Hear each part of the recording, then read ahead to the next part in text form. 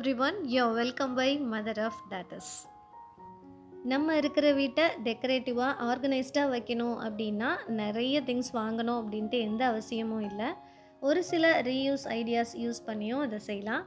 அப்படி ஒரு சில டிப்ஸ் தான் இந்த வீடியோவில் நான் ஷேர் பண்ணியிருக்கேன். ஹோப் இந்த வீடியோ உங்களுக்கு யூஸ்ஃபுல்லாக இருக்கும் அப்படின்னு நினைக்கிறேன். மோஸ்ட்டாக ப்ரேயருக்காக யூஸ் பண்ணுற எந்த திங்ஸையுமே நம்ம டஸ்ட்பினில் போட மாட்டோம். சாமி ஃபோட்டோவுக்கு போடுற பூ ஆகட்டும், ஆயில், அதுக்கப்புறம் கேண்டிலில் வர்ற வேஸ்ட் எல்லாமே. அதே மாதிரி எங்கள் வீட்டில் நான் கேண்டில் ஏற்றிட்டு வர்ற எல்லாமே ஒரு பாக்ஸில் கலெக்ட் பண்ணி வச்சுருப்பேன். இன்றைக்கி அதை வச்சு ஒரு சின்ன ரீயூஸ் ஐடியாஸ் பார்க்கலாம். கேண்டில் லைட் டின்னர் ட்ரெண்ட் ஆனதுக்கப்புறம் இப்போ எங்கே பார்த்தாலும் கேண்டிலாக இருக்குது. டைனிங்லே ஆகட்டும், கிச்சன்லே ஆகட்டும், நைட் டைமில் எல்லாருமே ஒரு சென்டட் அண்ட் ஃப்ராக்ரன்ஸ் கேண்டில் ஏற்றி வைக்கிறது நம்ம பார்க்குற விஷயந்தான். மந்த்லி பட்ஜெட்டில் ரெகுலராக நம்ம இதுக்கு கேண்டில் வாங்கணும் அப்படின்ட்டு இல்லை. இதுக்காக ஸ்பெஷல் பவுல்னு எதுவுமே வேண்டாம். நான் க்ரோக்கரியில் இருந்த அதிகமாக யூஸ் பண்ணாத ஒரு சின்ன ஐஸ்கிரீம் பவுலும் ஒரு சின்ன கிளாஸ் டம்ளரும் தான் இதற்கு எடுத்திருந்தேன். டபுள் பாயிலிங்லேயும் நம்ம இதை மெல்ட் பண்ணலாம். நான் இன்றைக்கி கொஞ்சம் அதிகமாக இருந்தது அப்படின்றதுனால டேரெக்டாக கடாயில் போட்டு அப்படியே மெல்ட் பண்ணிட்டேன். இதில் என்ன ஆட் பண்ணியிருந்தேன் அப்படின்னா நிறைய ஹோல் ஸ்பைசஸ், பட்டை, கிராம்பு, அதுக்கப்புறம் பிரிஞ்சி லீவ்ஸ், பச்சை கற்பூரம், ஒரு சின்ன அன்னாச்சி பூ. இது எல்லாமே கொயர் ஸ்டேஜில் மிக்சியில் ஒரு பல்ஸ் விட்டுக்கலாம். அந்த ஸ்டேஜில் எடுத்துகிட்டு நம்ம இதில் ஆட் பண்ணிக்கலாம். இது இல்லாமல் எசென்ஷியல் ஆயில், நல்ல ஃப்ராக்ரன்ஸ் இருக்கிற மாதிரி உங்களுக்கு எது பிடிக்குமோ அது கூட இதில் ஆட் பண்ணிக்கலாம். நான் இன்றைக்கி ஜவ்வாது அத்தர் ஆயில் இருக்கும் இல்லையா, அதுதான் ஆட் பண்ணேன். எசென்ஷியல் ஆயில் இருக்கா அப்படின்னு யோசிக்கும்போது என்கிட்ட ரோஸ்மெரி பிளான்ட் ஒன்று உண்டு. ஸோ அதை நம்ம இப்படி ஒரு சின்ன லீவ்ஸ் எடுத்து இப்படி கசக்கி பார்த்தோம் அப்படின்னா எக்ஸாக்டாக அந்த ஆயிலோட ஸ்மெல் கிடைக்கும். அதனால் அந்த லீவ்ஸில் ஒரு 4-5 பீஸ் அதில் போட்டுக்கிட்டேன். பெரிய ப்ராசஸ் ஒன்றும் இல்லை. ஒரு ஸ்கியூவர் ஸ்டிக்கோ அப்படி இல்லைன்னா ஒரு குச்சி மாதிரி ஏதாவது எடுத்து அதில் ஏதாவது ஒரு பெரிய திரியை நம்ம கலெக்ட் பண்ணும்போதே கிடச்சிருக்கும். அதை மேலே ஸ்ட்ரைட்டாக இருக்கிற மாதிரி நம்ம ஒரு சின்ன நாட் போட்டு வச்சிட்டோம் அப்படின்னா உள்ளே டிப் ஆகாமல் இருக்கும். இதே மாதிரி நம்ம செட்டில் ஆக விட்டுட்டோம் அப்படின்னா 4 to 5 ஹவர்ஸில் ஃபுல்லாக கூலாகி நமக்கு தேவையான ஃப்ராக்ரன்ஸ் கேண்டில்ஸ் ரெடி. கலருக்கு உங்களுக்கு என்ன கலர் வேணுமோ நம்ம அந்த வாட்டர் கலர் கூட இதில் ஆட் பண்ணிக்கலாம். நான் இன்றைக்கி மஞ்சத்தூள் ஓகே அப்படின்றதுனால லைட்டாக மஞ்சத்தூள் தான் போட்டிருக்கேன். என்னதான் சென்டட் கேண்டில்ஸ் அப்படின்னு சொன்னாலும் அது கிட்ட போகும்போது தான் நம்ம அந்த ஃப்ராக்ரன்ஸ் ஃபீல் பண்ண முடியும். இந்த கேண்டில்ஸ்லேயும் சேம் அதே ஃப்ராக்ரன்ஸ் இருக்கும். அது இல்லாமல் கேண்டில் எரிஞ்சிட்டு இருக்கும்போது ஒரு சின்ன டிப்பு ஒன்று ஃபார்ம் ஆகும். அதுலேயுமே நமக்கு எசென்ஷியல் ஆயில் எக்ஸ்ட்ராவாக ஆட் பண்ணலாம். நல்ல ஸ்மெல் இருக்கும்.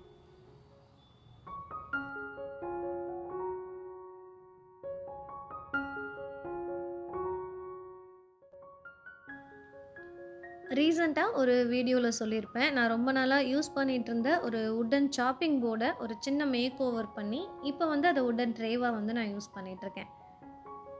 இந்த சாப்பிங் போர்டு தான் அது. கார்னரில் ஒரு சின்ன ஃப்ரேம் கொடுத்துட்டு அதை ஒரு உட்டன் ட்ரே மாதிரி அதை கன்வெர்ட் பண்ணிக்கிட்டேன். இப்போ உட்டன் சாப்பிங் போர்டு எல்லாத்தையுமே அதில் ஆர்கனைஸ் பண்ணி வச்சுருக்கேன். பார்க்கவுமே ரொம்ப நீட்டாக இருக்கும்.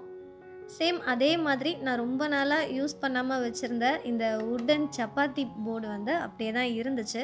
ஏன்னா சிலிக்கான் ஷீட் யூஸ் பண்ண ஆரம்பித்ததுக்கப்புறம் இது அப்படியே தான் இருந்துச்சு.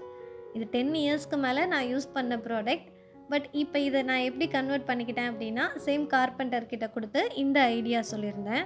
அவங்க இதை நல்லாவே பண்ணி கொடுத்துருந்தாங்க. இதுக்கு அவங்க 100 rupees சார்ஜ் பண்ணாங்க.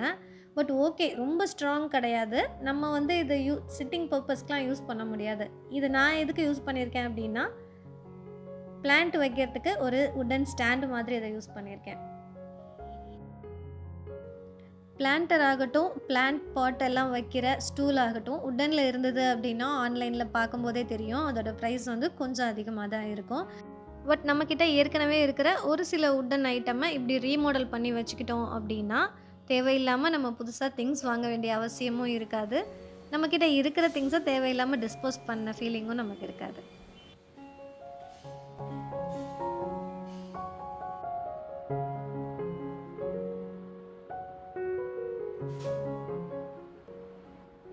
டைனிங் டேபிள் க்ளீனாக மெயின்டைன் பண்ணணும் அப்படின்னா அதுக்கு பெஸ்ட் ஆப்ஷன் கிளாஸ் டாப் போட்ட டேபிள் தான். ஏன்னா ஒவ்வொரு மீலுக்கு அப்புறம் ஒரு ஈர துணி வச்சு தொடச்சிட்டு அதுக்கப்புறம் ஒரு டவல் வச்சு க்ளீன் பண்ணிட்டோம் அப்படின்னா க்ளீனிங் முடிஞ்சுது. பட் பிளைன் வுட்டன் டாப் உள்ள டைனிங்காக இருந்துச்சு அப்படின்னா, நம்ம மேலே எப்படியும் டஸ்ட் ஆகாமல் இருக்கணும் அப்படின்ட்டு ஒரு டேபிள் கிளாத் போட்டிருப்போம். ஒவ்வொரு மீலுக்கு இடையிலயும் கண்டிப்பாக ஏதாவது ஒன்று சிந்திருக்கும். என்னதான் நம்ம கேர்ஃபுல்லாக யூஸ் பண்ணாலுமே, அதுக்கு ஒரு கரெக்டான டிப்ஸ் வந்து நான் ரீசெண்டாக யூஸ் பண்ணியிருந்தேன். இந்த ஒயிட் வித் ரெட் கிளாத் பார்த்தீங்க அப்படின்னா, நான் கிறிஸ்மஸ் டெக்கோர் அப்போவே கலர் தீமில் டெக்கோர் பண்ணியிருந்தேன். ஒயிட் வித் ரெட் அப்படின்ட்டு. அப்போ போட்டது தான். இப்போ வரைக்கும் இது இவ்வளோ பிரைட்டாக, க்ளீனாக இருக்குது அப்படின்னா, அதுக்கு மேலே வந்து ஒரு பிவிசி ஷீட் வந்து நான் அந்த டைம் போட்டிருந்தேன். ஆக்சுவலாக இது ரிவ்யூ அப்படின்னு தான் சொல்லணும், டிப்ஸ் அப்படின்றத விட. நம்ம டேபிள் கிளாத் போட்டு டேபிள் யூஸ் பண்ணுறோம் அப்படின்னா, மேலே இதை மாதிரி ஒரு பிவிசி ஷீட் போட்டுட்டு, அதுக்கப்புறம் நம்ம பிளேஸ்மெண்ட் எல்லாம் போட்டு யூஸ் பண்ணோம் அப்படின்னா, கண்டிப்பாக அடிக்கடி அழுக்காகிறத வந்து நம்ம அவாய்ட் பண்ணிக்கலாம்.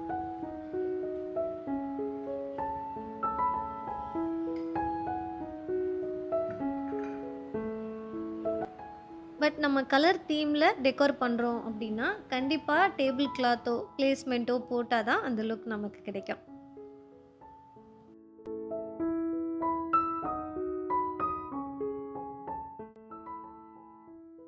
கிச்சன் ஆர்கனைசேஷனில் இப்போ ட்ரெண்டில் இருக்கிறது பார்த்தீங்க அப்படின்னா, கிளாஸ் பாட்டில்ஸ். கண்டிப்பாக இதுக்கு முன்னாடி காஃபி பாட்டில், அதுக்கப்புறம் ஜாம் பாட்டில்ஸ்னு நிறைய பாட்டில் நமக்கு சேர்ந்துருக்கும். ரீசெண்ட் இயர்ஸாக நான் வந்து ஜாம் அந்தளவுக்கு வாங்குறதில்ல. பட் 10 இயர்ஸ் முன்னாடி பார்த்தீங்க அப்படின்னா, மந்த்லி 4லேருந்து 5 பாட்டில் கிட்ட ஜாம் பாட்டில் வந்துடும். அப்போ சேவ் பண்ணி வச்சுருந்த நிறைய பாட்டில்ஸோட மூடிக்கு வந்து இதை மாதிரி நான் பெயிண்ட் பண்ணி யூஸ் பண்ணியிருந்திருக்கேன். என்னோடய வெரி ஃபஸ்ட்டு கிச்சன் மேக் ஓவரில் இப்படி தான் நான் டெக்கோர் பண்ணி வச்சுருந்தேன். அந்த பாட்டில்ஸ் எல்லாம் இப்போ இது வரைக்குமே யூஸ் பண்ணிகிட்ருக்கேன். எந்த இஷ்யூவும் இல்லை அப்படின்றதுனால ரீசெண்டாக ஆட் ஆன இந்த 2 பாட்டில்ஸ்க்கும் இப்போ பெயிண்ட் பண்ணியிருந்தேன். அப்போவே இந்த பெயிண்ட் பற்றி ஒரு சிஸ்டர் கேட்டிருந்தாங்க. இது வந்து நார்மலாக இருக்கிற ஒரு ஆயில் பெயிண்ட் தான். இந்த குவான்டிட்டியே போதும். அப்படி இல்லைன்னா ஸ்ப்ரே பெயிண்ட் கூட நீங்கள் யூஸ் பண்ணிக்கலாம். 2 கோட் வந்து நல்லா காய வச்சு அடித்தோம் அப்படின்னா ஃபினிஷிங் வந்து ரொம்ப நல்லாயிருக்கும். ஏன் இதுக்கு ரெட்டு சூஸ் பண்ணேன் அப்படின்னா, இந்த மூடி வந்து கிட்டத்தட்ட ரெட்டில் தான் இதே கலரில் இருந்துச்சு. ஸோ எனக்கு ஆர்கனைஸ் பண்ணுறதுக்கும் ஈஸியாக இருக்கும் அப்படின்றதுனால நான் ரெட் கலரே போய்க்கிட்டேன். இவ்வளோ நாள் இந்த பாட்டில்ஸ் யூஸ் பண்ணதில் நான் பார்த்த இஷ்யூ என்ன அப்படின்னா, சால்ட் கண்டென்ட் உள்ள பொருள் ஏதாவது வச்சோம் அப்படின்னா மூடியில் வந்து ரஸ்ட் வர ஆரம்பிக்குது. இப்போ ஊறுகாய் மாதிரி ஏதாவது வைக்கிறோம் அப்படின்னா கொஞ்ச நாள் கழித்து அந்த மூடியில் ரஸ்ட் பார்க்க முடியும்.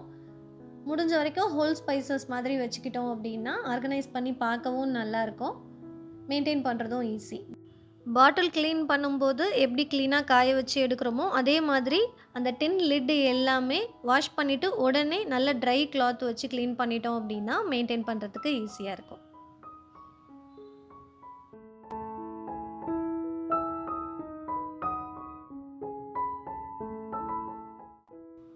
இந்த டைப் வாஷ் யூனிட்டில் இருக்கிற பிரச்சனை என்ன அப்படின்னா, வாலுக்கும் அந்த வாஷிங் யூனிட்டுக்கும் பெரிய கேப் ஒன்று இருக்கும். மோஸ்ட்டாக எல்லா வாஷ் ஏரியாவுக்கு பின்னாடியுமே அந்த வாலில் வந்து டைல்ஸ் வந்து ஒட்டி வச்சுருப்பாங்க. பட் இங்கே வந்து அது இல்லை அப்படின்றதுனால நான் வந்த அப்போவுமே ஒரு பிவிசி ஷீட் வந்து ஸ்டிக்கர் மாதிரி டிரான்ஸ்பரண்ட்டான ஷீட் ஒட்டி வச்சுருந்தேன். பட் அந்த பைப்பில் உள்ள துரு அந்த கலர் எல்லாமே சேர்ந்து ப்ரௌன் கலரில் நிறைய ஸ்பாட் மாதிரி வந்துருச்சு. அதை க்ளீன் பண்ணவுமே ரொம்ப கஷ்டமாக இருந்தது அப்படின்றதுனால இந்த மாதிரி ஒரு ஃபோம் ஷீட் வந்து ஒன்று ஆர்டர் பண்ணியிருந்தேன். இதோட சைஸ் வந்து 2x2 இருக்கும். நான் பேஸ்ட் பண்ணியிருந்த ஸ்டிக்கர் வந்து பேக் சைடு எந்த அழுக்குமே ஆகலை. பட் ஸ்டிக்கரை வந்து அதுக்கு மேலே க்ளீன் பண்ணவே முடியல. அந்த மாதிரி இடங்களில் வந்து இந்த மாதிரி ஃபோம் ஷீட் ஒட்டிட்டோம் அப்படின்னா ப்ரொடெக்ட் பண்ணவும் ஈஸியாக இருக்கும். அது வாட்டர் ப்ரூஃபாக இருக்கிறதுனால நம்ம க்ளீன் பண்ணவும் ஈஸியாக இருக்கும். இது இங்கே அப்படின்ட்டு இல்லை, நம்ம கிரைண்டர் யூஸ் பண்ணுறோம் அப்படின்னா வெட் கிரைண்டர் யூஸ் பண்ணுற இடத்துக்கு பின்னாடி உள்ள வால்லையும் இதை மாதிரி ஸ்டிக்கர் பேஸ்ட் பண்ணிட்டோம் அப்படின்னா நமக்கு வந்து அந்த வால் வந்து பெருசாக ஒன்றும் ஸ்டெயின் ஆகாது.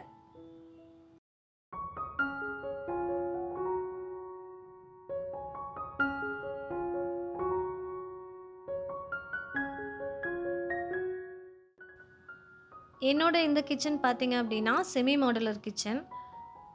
ஃப்ரேம் மாதிரி ஒன்று வச்சு டோர் தான் இருக்குமே தவிர உள்ளே நிறைய ஸ்பேஸ் வந்து எம்டியாக தான் இருக்கும். ஒரே ஒரு இடத்துல மட்டும் கிரில் டைப்பில் 3 ட்ராயர்ஸ் வரும். இன்னொரு சைடில் கடப்பா ஷெல்ஃப் தான் போட்டிருப்பாங்க.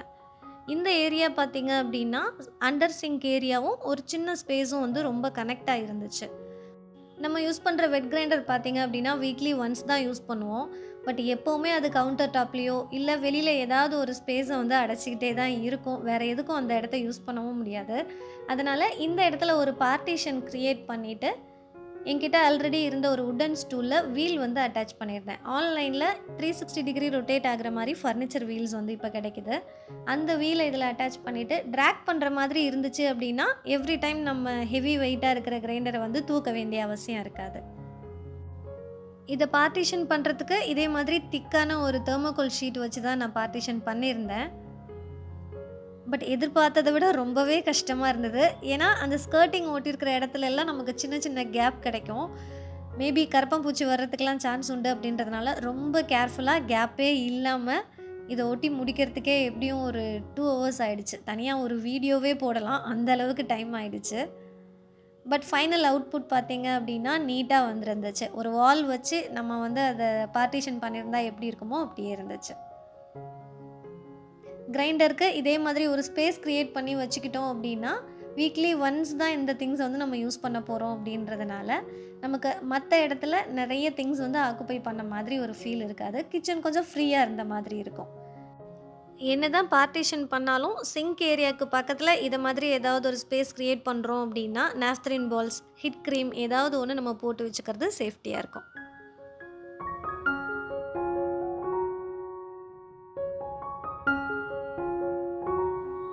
கேண்டில்ஸ்க்கு அப்புறம் ட்ரெண்டாக இருக்கிற விஷயம் பார்த்தீங்க அப்படின்னா இன்டோர் பிளான்ட்ஸ். இந்த இன்டோர் பிளான்ட்ஸ் வைக்கிறதுக்கு பிளான்ட்டருக்கு செராமிக் பவுல்ஸ் தான் யூஸ் பண்ணணும் அப்படின்ட்டு இல்லை. நம்மக்கிட்ட ஏற்கனவே எக்ஸஸாக இருக்கிற செராமிக் கப் ஆகட்டும், கிளாஸ் கப்ஸ் ஆகட்டும், நான் இப்போ யூஸ் பண்ணியிருக்கிறது பார்த்தீங்க அப்படின்னா என்கிட்ட ஏற்கனவே இருந்த ஒரு சின்ன 5 மண் பானைகள். இது வந்து ஒரு பால் காய்ப்பு ஃபங்க்ஷனுக்காக அதில் உப்பு, பருப்பு, புளி எல்லாம் வச்சு எடுத்துகிட்டு வரோம் இல்லையா, அதுக்கு அப்போவே நான் வந்து சின்ன சின்ன மண் சட்டி தான் வாங்கியிருந்தேன். முடிஞ்சது அப்படின்னா அதோட பிக் வந்து நான் இதில் ஆட் பண்ணுறேன். அந்த மண் பானையெல்லாம் அப்படியே இருந்துச்சு அப்படின்றதுனால அதை ரீயூஸ் பண்ணலாம் அப்படின்ட்டு அதுக்கு பெயிண்ட் பண்ணி அதை மணி பிளான்ட் ஹோல்டராக கன்வெர்ட் பண்ணி வச்சாச்சு. இது நான் ஆல்ரெடி யூஸ் பண்ணியிருந்தது தான். இப்போ கொஞ்சம் ஃபேட் ஆகிடுச்சு அப்படின்றதுனால அதுக்கு இன்னொரு கோட் வந்து பெயிண்ட் பண்ணியிருந்தேன்.